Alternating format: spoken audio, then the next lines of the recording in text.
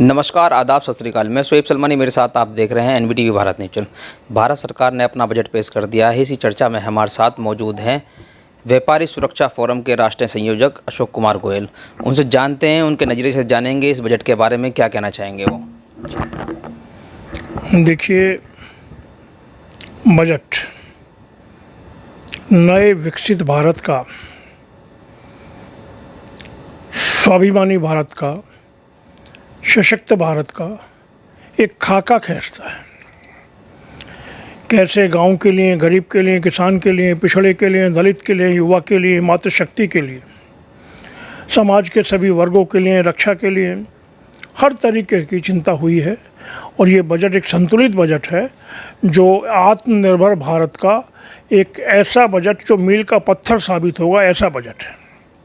आप देख रहे होंगे लगातार जब से बजट आया है इस पर विपक्ष हमला कर रहा है, कह रहा हवाई बजट है। उस पर आप क्या कहेंगे? देखिए, जिसकी रही भावना जैसी, प्रभु मुहूर्त देखी तीन जैसी। पिछले 9 वर्षों में हमने देखा है जिस तरीके से समाज के प्रत्येक क्षेत्र में, चिकित्सा का क्षेत्र ले लीजिए, शिक्षा का क्षेत्र ले लीजिए, गरीब की सेवा का क्षेत्र ले लीजिए, कहीं 80 करोड़ लोगों को निःशुल्क अन्न मिल रहा है वो क्षेत्र ले लीजिए, कोरोना में लोगों को उपचार हुआ, कोरोना में 220 करोड़ वैक्सीनेशन हुई, 110 करोड़ लोगों को वैक्सीनेशन लगी। तो मेरा ये कहना है कि मोदी जी ने चिंता की है समाज के सर्ववर्ग की। सबका साथ, सबका विकास का ये जो हमारा नारा है, उसी के अनुरूप बजट के सारे प्रावधान आए हैं जिनका मैं चर्चा आपसे करूँगा। व्यापारियों के दृष्टिकोण से देखा जाए तो किस तरीके की सुविधाएं व्यापारियों को इस बजट में मिली है, किस तरीके का, क्योंकि 5 ट्रिलियन की जो इकोनॉमी को लेकर जो चर्चा लगातार चलती रही है, सब भारत सरकार भी उस पर जो काम कर रही है, उसे किस तरीके से देखते हैं, किस ओर जा रहा है ये बजट? देखिए, भारत की अर्थव्यवस्था तेज़ी से बढ़ी है। विश्व में 10वें नंबर की अर्थव्यवस्था थी कुछ साल पहले, लेकिन मोदी जी के आने के बाद में 5वें नंबर पर यह अर्थव्यवस्था आई है। जैसा कि आप लोग देख रहे हैं, इस बजट में भी मध्यम वर्ग का विशेष ध्यान किया गया है। इंफ्रास्ट्रक्चर का मूलभूत ढांचा कैसे विकास हो, इसके लिए 10 लाख करोड़ रुपए का जो पैकेज दिया गया है, मुझे लगता है कि बाज़ारों में पैसा आएगा, व्यापार बढ़ेगा हर कीमत पर। ये कोशिश हुई है कि जो लघु उद्यमी है कैसे आगे बढ़े। जैसे मध्यम वर्गीय उद्यमी है, उसको कहीं कोई दिक्कत आई है, कोरोना के समय दिक्कत आई थी, उनका बहुत सारा पैसा फॉरफिट हो गया था, उसको वापसी दिया जा रहा है। बहुत तरीके से ये चिंता हुई है कि हम अपने मध्यम वर्ग और ये जो छोटा कारोबार है, इन सबको आगे बढ़ाते हुए देश को तरक्की की ओर ले चलें। व्यापारी के दृष्टिकोण से तो ठीक लग रहा है, मगर किसान और शिक्षा और चिकित्सा के क्षेत्र में से किस तरीके से देखते हैं आप? देखिए, मोदी जी का निरंतर प्रयास रहा है। अभी जैसा मैंने कल देखा है बजट में, 157 नए मेडिकल कॉलेज खोलने का प्रावधान है। एकलव्य योजना जो आई है उसके माध्यम से बहुत ऐसे क्षेत्रों में जहां अभी तक रोशनी जो है नहीं पहुंच पाई है, उन सबके युवाओं को आगे लाकर उनको शिक्षित करके आगे बढ़ाने का काम हो रहा है। बेटियों को योजना दी गई है एक कि भाई आप 2 लाख रुपए तक जमा करके और उस पर उसकी बचत योजना के अंतर्गत 7.5% आप ब्याज मिलेगा। तो ये भी चिंता हुई है। वरिष्ठ नागरिकों के लिए भी चिंता हुई है। 15 लाख रुपए तक की सीमा थी बचत की, उसको 30 लाख रुपए बढ़ा के किया गया है। रेलवे के लिए चिंता हुई है। 2.40 लाख करोड़ रुपए का बजट रेलवे के लिए रखा गया है। किसानों के लिए चिंता हुई है। किसान को जो कर्ज मिलता था उस पर जो ब्याज में मुक्ति थी वो जारी रखी गई है। इसके अलावा 20 लाख करोड़ रुपए तक का कर्ज किसान को उपलब्ध कराने की बात की गई है। हर क्षेत्र के लिए उपयुक्त पैसा उपलब्ध कराया जा रहा है।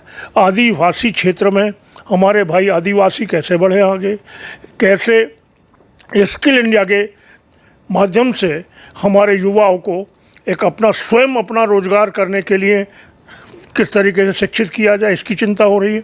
ये बजट ऐसा बजट है जो भारत को आगे अगले 25 वर्षों में एक बड़ा देश, एक ऐसा देश जो विश्व में सर्वोपरि देश, ऐसा देश बनाने का प्रयास है। और मैं समझता हूँ मोदी जी ने निर्मला सीतारमण जी के माध्यम से जो ये बजट दिया है, अरे टैक्स में सीधी 5 लाख रुपए से 7 लाख रुपए, 7 लाख रुपए तक कमाने वाला कोई भी व्यक्ति अब टैक्स मुक्त है। ये बड़ी बात है। टैक्स के स्लैब 6 की जगह 5 किए गए हैं। अगर कोई 15 लाख रुपए कमा रहा है तो उसको मात्र 1.5 लाख रुपया टैक्स देना पड़ेगा, 13.5 लाख रुपए उसको बचेंगे। ताकि ये एक ऐसी व्यवस्था है जो वास्तव में पहली बार ये चिंतन हुआ है। बहुत लोग कुछ कह रहे हैं नई व्यवस्था, पुरानी व्यवस्था, छूट दी गई है। जिसको पुरानी व्यवस्था टैक्स के मामले में लागू रखनी है वो पुरानी रखे, लेकिन नई व्यवस्था के जरिए लोगों को, बहुत सारे ऐसे लोगों को 7 लाख रुपए की परिधि में बहुत लोग आ जाते हैं, उनको लाने की चेष्टा हुई है। ये बहुत बड़ी बात है। पिछले साल के बजट के और इस साल के बजट में क्या अंतर मानते हैं आप? देखिए, पिछले साल का बजट और इस साल के बजट में मैं ये कहना चाहूँगा कि जब से निरंतर योजनाएं जो हैं बराबर चली आ रही हैं। हर योजना को आगे बढ़ाया गया है। 80 करोड़ लोगों को जो अन्न दिया जा रहा है उसकी योजना को भी 1 साल आगे बढ़ाया गया है। हर योजना, जो भी जन कल्याण की योजना है उसको आगे बढ़ाया जा रहा है। निश्चित रूप से ये प्रयास हो रहा है कि हमारी जो ये भारत की ताकत है कैसे और ज़्यादा सशक्त बने।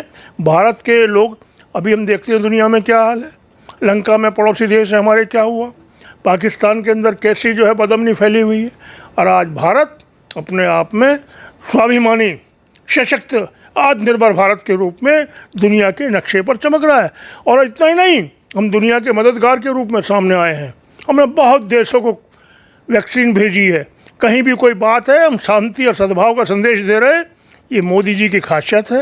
और मुझे लगता है उत्तर प्रदेश में योगी जी और देश में मोदी जी, मैं उत्तर प्रदेश का रहने वाला इसलिए कह रहा हूँ, योगी जी ने भी नए भारत में, नए उत्तर प्रदेश को औद्योगिक हब के रूप में बनाने के लिए, रोजगार परक बनाने के लिए बेहिसाब काम किया है।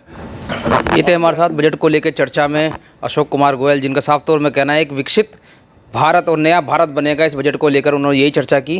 कैमरामैन अशोक कुमार के साथ मैं शोएब सलमानी, एनबीटी भारत न्यूज़। धन्यवाद।